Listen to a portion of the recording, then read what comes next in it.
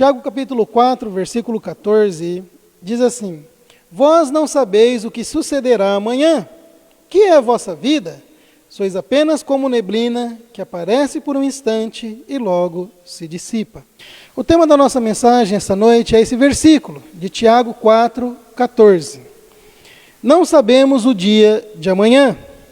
Vós não sabeis o que sucederá amanhã. Que é a vossa vida? Sois apenas como neblina que aparece por um instante e logo se dissipa. Esse versículo nos mostra a fragilidade da vida humana, da vida em si, né? Nós não sabemos, por mais que nós planejamos a nossa semana, o nosso próximo dia, nós não sabemos o que vai acontecer. As pessoas costumam dizer, né? A gente faz um plano, mas Deus faz outro. Hoje nós estávamos esperando chuva o dia inteiro, né? Achamos que ia amanhecer chovendo. E eu veio agora à noite chuvisqueiro. Por mais que a gente tente prever o tempo, nem sempre a gente consegue acertar 100%. E no nosso dia a dia também é assim, né? A gente pensa no que eu vou fazer amanhã. Amanhã eu vou para a escola dominical. Mas talvez eu não chegue na escola dominical. Na segunda-feira eu vou trabalhar. Mas e aí se acontecer alguma coisa? A semana eu vou trabalhar, vou sair, vou fazer isso, tem que ir no mercado. Nós não sabemos. Irmãos, aqui o versículo nos ensina que a nossa vida é passageira. Somos como um vapor, a neblina, dependendo da tradução. Em Amós capítulo 4, versículo 12, Amós capítulo 4, versículo 12, o profeta leva um recado de Deus ali para o seu povo, sobre se preparar para encontrares com teu Deus. Em Amós capítulo 4, versículo 12, portanto, assim te farei, ó Israel, e porque isso te farei, prepara-te, ó Israel, para encontrares com teu Deus. Deus está chamando a atenção do povo pela sua cegueira espiritual, e está falando, se prepare que você vai se encontrar comigo. Não é diferente. Hoje em dia, Deus chama a nossa atenção para a cegueira espiritual, para a pessoa acordar e se voltar para Deus. Nessa semana, recebi uma notícia triste de um conhecido que faleceu, e triste mesmo, porque ele mesmo tirou a vida dele. É muito triste quando a gente vê essas notícias. É muito triste, que eu falo, poxa, como a gente não conseguiu ver um sinal de alerta ali, de poder ajudar. Mas, irmãos, olha, a nossa vida é muito frágil, muito passageira, e o que nós estamos fazendo da nossa vida?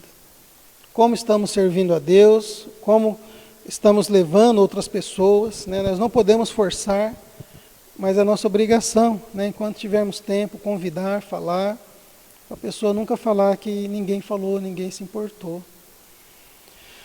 Em Lucas capítulo 12, versículos 16 a 21, nós vivemos num período, num mundo que é muito consumista. Nós fazemos planos, desejamos, alcançar ali os nossos objetivos, na maioria das vezes materiais, e se esquecemos do lado espiritual. Como eu posso crescer espiritualmente, como eu posso ser útil na igreja, como eu posso levar mais pessoas a Cristo. Mas muitas vezes a gente se preocupa. Eu quero um carro, eu quero uma moto, eu quero uma casa, eu quero um bom emprego. Nós precisamos dessas coisas, mas e se nós morrermos hoje? Para onde iremos? Eu já entreguei minha vida a Cristo, amém. Mas o que você tem feito pela causa de Cristo? O que eu tenho feito? Às vezes a gente fala assim, não, eu quero alcançar tantos objetivos para depois eu me envolver na obra de Deus. E quantas pessoas nós perdemos porque a gente coloca outras coisas na frente do trabalho de Deus. Não que não seja importante você trabalhar, você ter sonho, você ter objetivos, mas em que posição nós colocamos Deus em nossa vida? Será que nós estamos preparados para o nosso encontro com Deus? Já entreguei minha vida a Cristo. E se Deus perguntar, e quantas almas você ganhou? Isso aí é o pastor que tem que fazer. Não, não é o pastor. A Bíblia ensina que se você sabe o certo e não comenta, você comete pecado. Se você sabe que aquela pessoa está indo para o buraco e não avisa daquele buraco, do perigo, você vai dar conta do sangue daquela pessoa, da vida daquela pessoa. Mas se você avisa aquela pessoa do perigo, se você fala e a pessoa não quer, você está livre. Aí ela foi por conta dela. Ah, mas outros já avisou, mas e você avisou? Irmãos, nós não sabemos o dia de amanhã. Às vezes a gente fala assim, amanhã eu convido, amanhã eu falo de Cristo, e esse amanhã não pode chegar, nem para você, nem para a pessoa. O tempo de servirmos a Deus é hoje. E no Evangelho de Lucas, capítulo 12, versículo 16 em diante, Jesus ali conta uma parábola reprovando a avareza. Porque se você ler o versículo 13 do capítulo 12 do Evangelho de Lucas, diz assim, nesse ponto, um homem que estava no meio da multidão lhe falou, mestre, ordena meu irmão que reparta comigo a herança. Mas Jesus lhe respondeu, homem, quem me constituiu juiz ou partidor entre vós?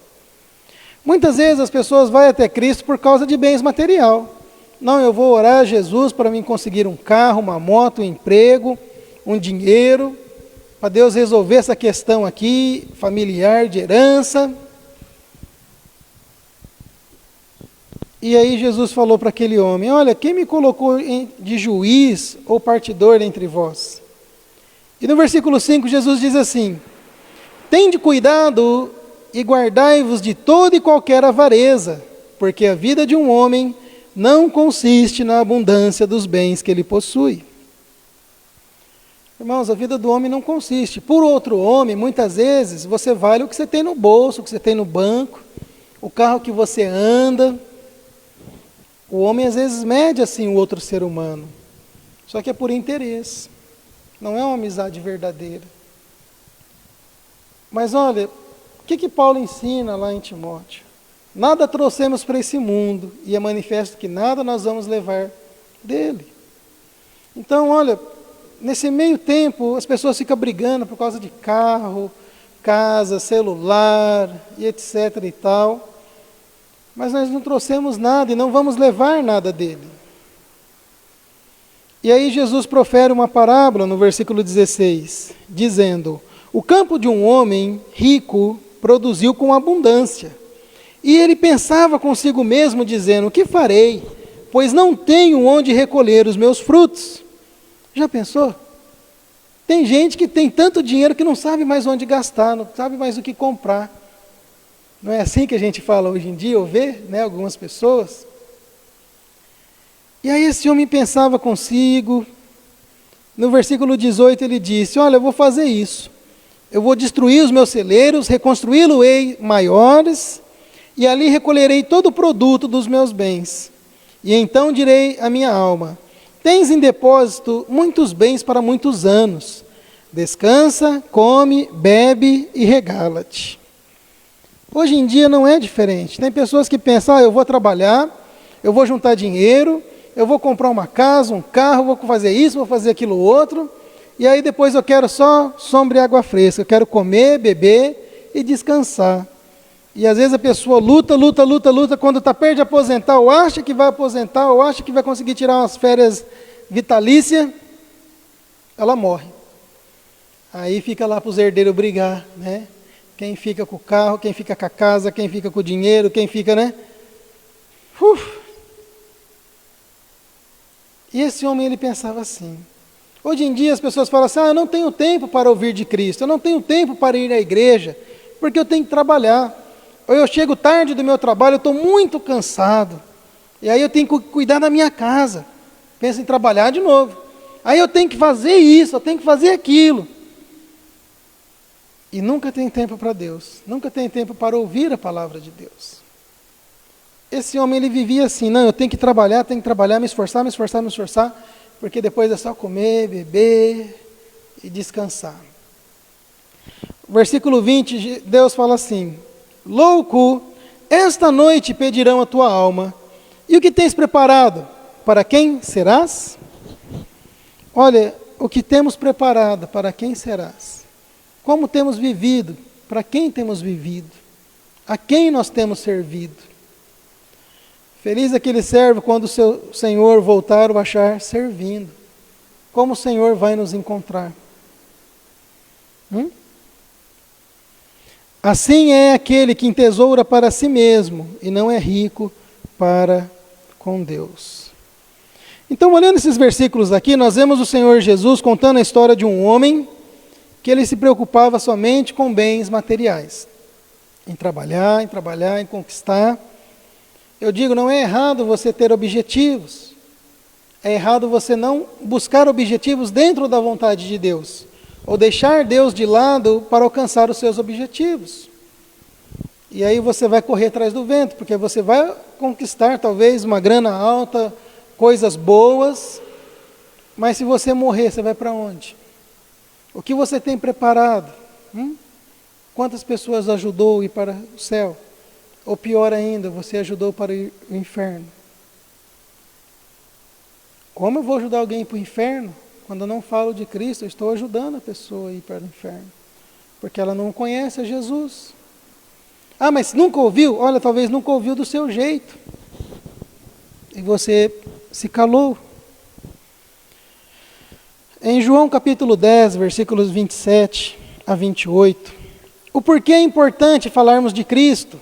O porquê é importante nos preparar para encontrar com Deus? O porquê é importante termos certeza da salvação?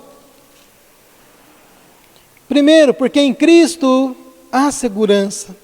Em Cristo há uma alegria que o dinheiro não pode comprar. Em Cristo há uma felicidade que o mundo não conhece. Porque a felicidade do mundo muitas vezes é passageira. É quando tem dinheiro, acaba o dinheiro, a pessoa fica infeliz. É quando tem bebida e comida, e quando acaba a pessoa fica triste. É quando tem saúde, e quando vem algum problema de saúde, a pessoa fica desesperada. E gasta tudo o que tem com todos que promete alguma cura. E agora com Cristo? Olha, eu tendo dinheiro ou não, eu sou feliz porque eu sei que Deus cuida de mim. Eu tendo saúde ou não, eu sei que se Deus quiser, Ele pode me curar, ou se Ele quiser, Ele vai me levar para a glória e eu estarei num lugar bem melhor do que aqui. E o dinheiro? Olha, eu sei que Deus está suprindo todas as minhas necessidades e não vai deixar faltar, pela sua misericórdia.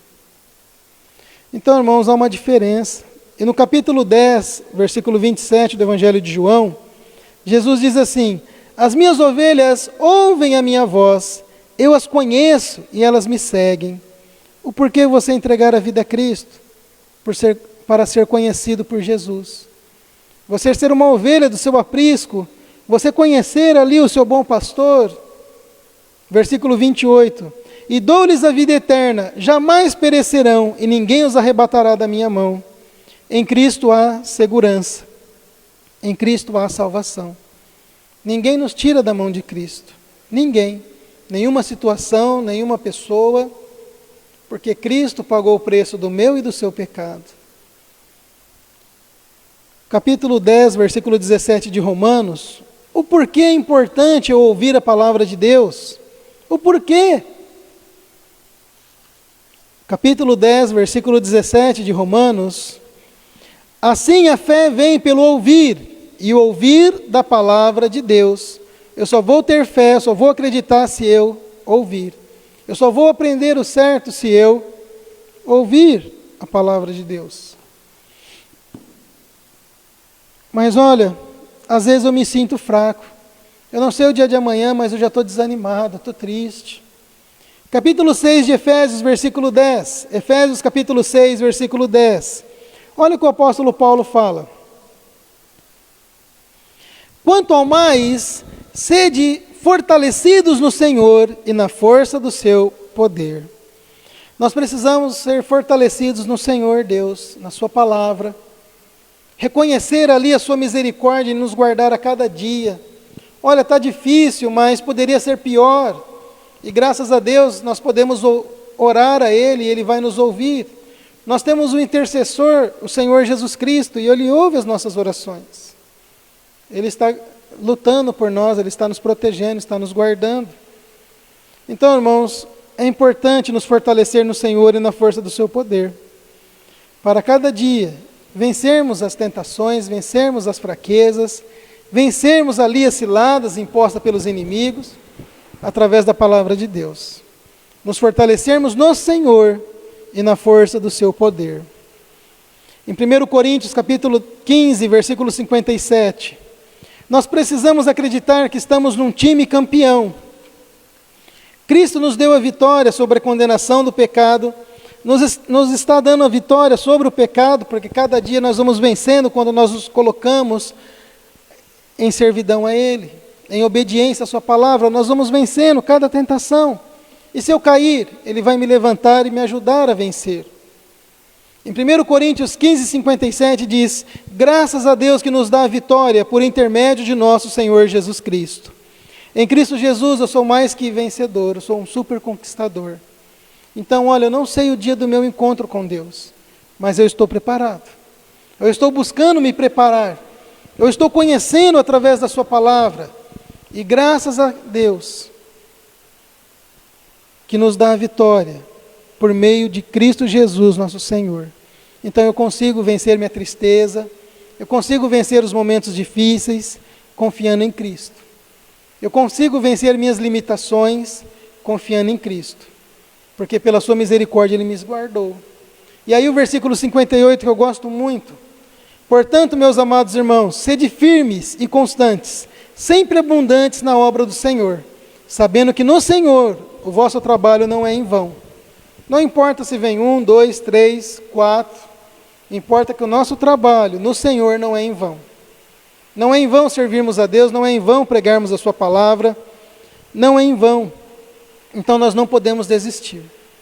Não podemos, não devemos, porque vale a pena servir a Deus, vale a pena confiar no Senhor, vale a pena trabalhar para Deus. Evangelho de João, capítulo 11, versículos 25 e 26. Semana passada o nosso irmão Messias foi para a glória, para o descanso eterno. E olha, há uma esperança em Cristo Jesus. Capítulo 11, versículo 25 e 26 do Evangelho de João. Disse-lhe Jesus: eu sou a ressurreição e a vida. Quem crê em mim, ainda que morra, viverá. E todo que vive e crê em mim, não morrerá eternamente. Em Cristo há esperança, há segurança. E a pergunta essa noite é: o que te impede de entregar sua vida a Cristo? O que te impede de entregar seu coração ao Senhor? Ah, eu já fiz isso. O que te impede de falar: olha, eu não sei o dia de amanhã, mas se Deus permitir eu vou continuar servindo. Eu quero ser útil na sua obra. Não importa como e onde, mas eu quero servir ao Senhor. Em Cristo não há medo, não há temor, porque nós temos segurança da salvação, do perdão dos nossos pecados, e que Ele ouve as nossas orações. A minha oração essa noite, irmãos, é que Deus nos ajude a nos consolar no Senhor, na sua palavra, a nos fortalecer no Senhor, para podermos ajudar outras pessoas, fortalecer outras pessoas com a sua palavra. Amém?